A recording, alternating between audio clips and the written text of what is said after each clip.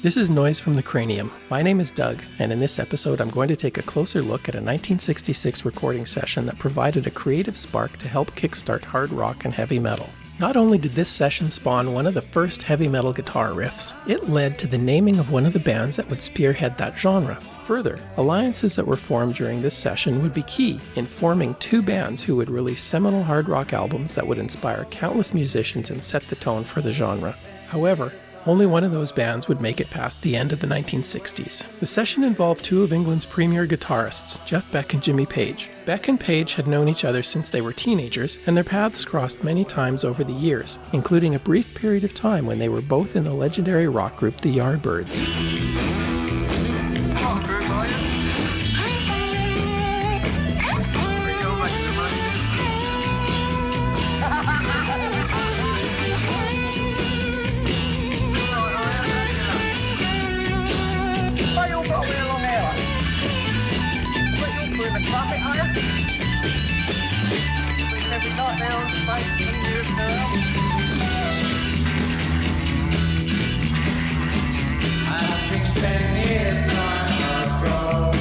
Situations we really know, but the knowing is in the mind, sinking deep into the well of time, sinking deep into the well of time. At the time, Beck, who had a tumultuous existence in the Yardbirds, had a very disorganized and haphazard career path, and was prone to moments of musical clarity and brilliance, coupled with temperamental fits of anger and rage. Page, on the other hand, was very even-tempered, and, as a result of working as a session musician, had become a seasoned young professional who understood the finer points of contracts, music publishing, and the mechanics of the music industry as a whole. He was ready for a full-on assault on the music business. It was during a rough patch in the Yardbirds' career when their producer Mickie Most, in an effort to keep the peace, encouraged the band members to try some recording outside of the band. Beck contacted his buddy Jimmy Page, who was still a session musician at the time, to try to work up a few songs to record. Page had been wanting to develop a song based on the rhythm of the classical piece by Ravel called Bolero.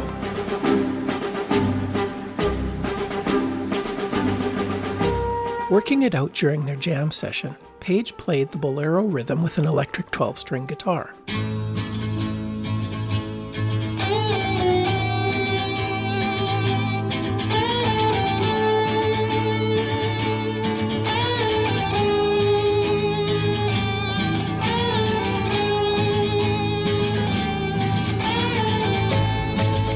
Rock music was changing fast in the mid-1960s. It was a melting pot of ideas, with bands constantly inspiring other bands, spurring them on to better things. Cream and the Jimi Hendrix Experience were just two of the early bands to delve into what would later become hard rock. However, when Beck and Page took their Bolero jam to London's IBC studios in May of 1966, neither the Experience nor Cream had even been formed yet. Beck had called on The Who's Keith Moon to play drums, and they rounded out the group with session players Nicky Hopkins on keyboards and John Paul Jones on bass. The five musicians recorded the jam over 2 days, with Beck and Page adding guitar overdubs. Beck contributed the guitar melody and developed a hard rock break, similar to the rave-ups he'd done with the Yardbirds.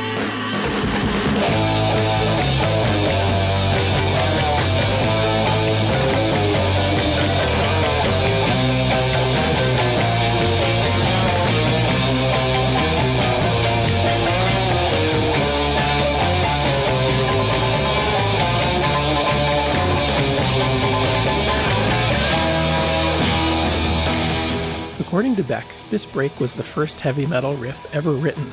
The scream at the beginning belonged to Keith Moon, who started flailing around the drum kit and smashed a $250 microphone. As a result, the rest of the song is rather light on the drums. Since Beck had organized the session, the song was called Beck's Bolero. However, Page, who had come up with the Bolero-based rhythm, claimed sole songwriting credit, even though Beck later insisted that he wrote both the slide guitar melody and the heavy metal break, which Page doesn't deny. Already a wily veteran of the music business, this ensured that Page secured songwriting royalties for himself. The session went smoothly and the guys had fun.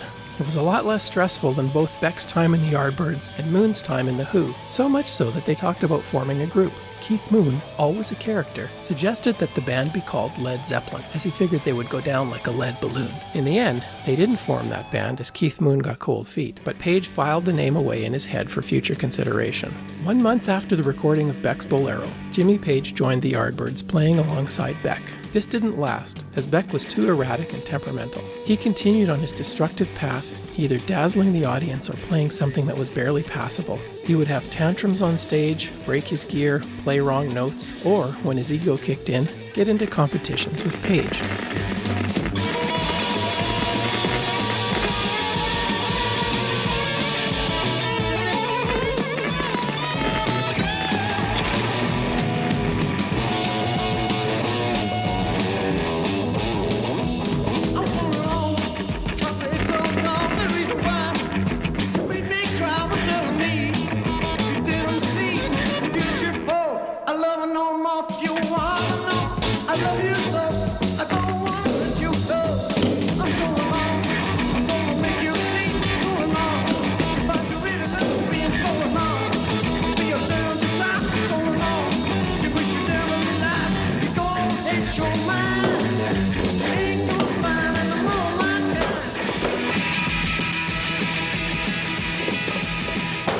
Give him a song again.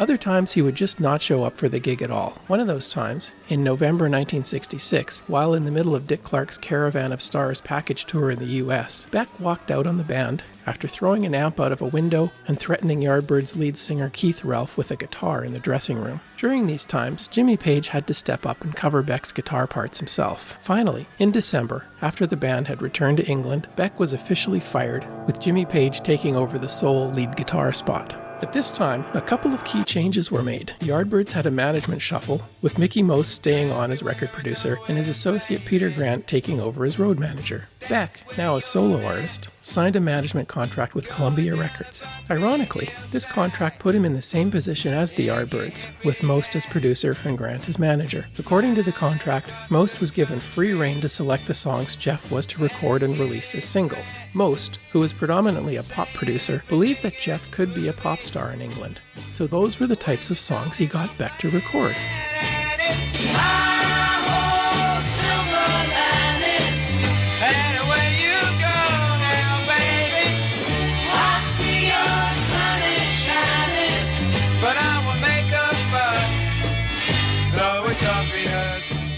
Hi-Ho Silver Lining actually did quite well on the British charts, making it to number 14, but Beck hated it. Most was also in control of the Yardbirds singles releases, but they were not so fortunate on the British charts, even though this one made it to number 45 on the Billboard charts in America. Ha ha, said the clown, as the king lost his crown, as the night being tight on romance. Ha ha, said the clown, is it bringing you down? You've lost your chance. Neither artist was content with the idea of chasing hit singles. Beck was heading in a heavier direction and felt that he needed a band to showcase his guitar virtuosity. After securing Rod Stewart on vocals and Ron Wood on rhythm guitar, they attempted to rehearse material using a number of different bass players and drummers. When the Jeff Beck Group made their debut at the beginning of March 1967, it was an unmitigated and shambolic disaster. In Beck's typical haphazard way at the time, the band had not actually gotten around to doing much rehearsing. As a result, they were awful. Beck fired the drummer immediately, canceled the rest of the gigs, and took a month to get the band in shape before trying again. They were better next time around, and began to find their footing. After a few more drummers and bass players, Beck finally settled on a firm lineup by the end of September, with Wood switching back to bass, and Mickey Waller settling in on the drum stool. Mickie Most kept his interest in Beck's pop singles, but farmed out the Jeff Beck Group's harder-edged electric blues to Peter Grant. Beck's other singles that year did not do as well as Hi-Ho Silver Lining, and he was barely sustaining himself by playing poorly attended, shabby clubs in the UK with a band that was quickly moving away from the pop single sound. Although they were becoming an exciting electric blues group, his fans were confused as the band sounded nothing like the singles they were hearing on the radio.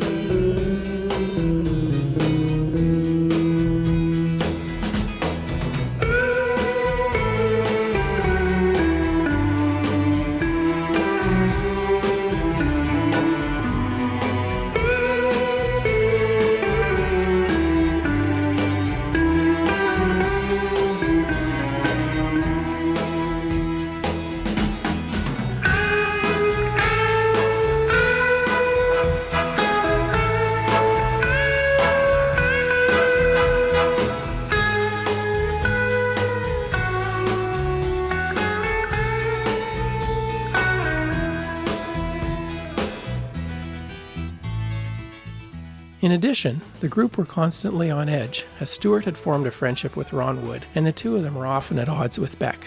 Join me next time where I'll examine the rise and fall of the Jeff Beck Group and the band who would swoop in and claim the glory. This has been Noise from the Cranium. Thanks for listening, and I'll catch you next time.